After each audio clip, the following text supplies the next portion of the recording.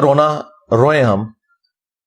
یہ 2-4 دن پہلے وہ باپا جانی کا ایک کلپ وہ دوبارہ سے میری نظروں سے گزرا, کسی نے اپلوڈ کیا ہوا تھا, تو اس سے مجھے کلک ہوا. میں نے کہا چلیں اس اتوار کو میں اس ٹاپک کو بھی ایڈریس کرتا ہوں.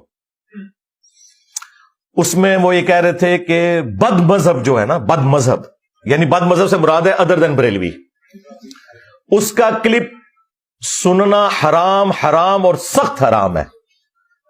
یہ کان کھول کے سن لیں, بد مذہب کا کلپ غیر عالم کو سننا حرام حرام حرام, اور اگر دوسرے کو بھیجا اس نے اور وہ بھی غیر عالم ہے سامنے والا, تو اس کو بھیجنا بھی حرام حرام حرام. میرا کام کیا ہے کہ میں اگر اس کا سڑا ہوا چہرہ دیکھوں تو اس کو وہیں دفع کر دوں کہ بھاگ ادھر سے, تو کہاں فون میں گھس گیا, یوں کرے نہ کہ اس کو سنے کہ یار کیا کہتا ہے, یہ کیا کہتا ہے, وہ کیا کہتا ہے. اس میں تو مطلب گمراہ ہوتے دیر نہیں لگے گی, اور گمراہ نہیں بھی ہوئے تب بھی سننا حرام ہے. یہ کیوں سنا؟ کان بیرے ہونے چاہیے. یہ جہاں جہاں سن رہے ہیں اب تک اگر ایسا دھندا کیا نا, آپ نے کسی بد مذہب کا کلپ سنا ہے اور فارورڈ کیا ہے, اس سے توبہ کریں. جن جن کو بھیجا ان کو اپنی توبہ پر مطلع کرنا ہوگا اور ان سے بھی توبہ کا مطالبہ کریں. توبہ واجب ہوگی ان پر, بالکل واجب ہے توبہ. اور پھر اس پہ انہوں نے اکتفا نہیں کیا, وہ کہتے ہیں کہ اگر میرے موبائل میں اس قسم کا کوئی کلپ آ جائے تو یہ میرا کام ہے کہ میں اگر اس کا سڑا ہوا چہرہ دیکھوں. کس کا سڑا ہوا چہرہ؟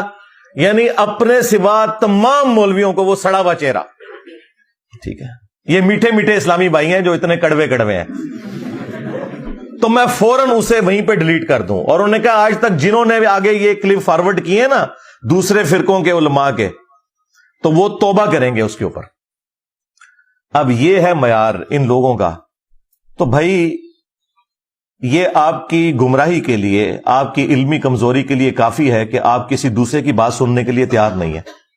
ہم نے تو کبھی نہیں کہا کہ آپ نے دوسرے کی بات نہیں سننی, بلکہ ہم تو خوش ہوتے ہیں جب دوسرا کوئی مصباحی صاحب جیسا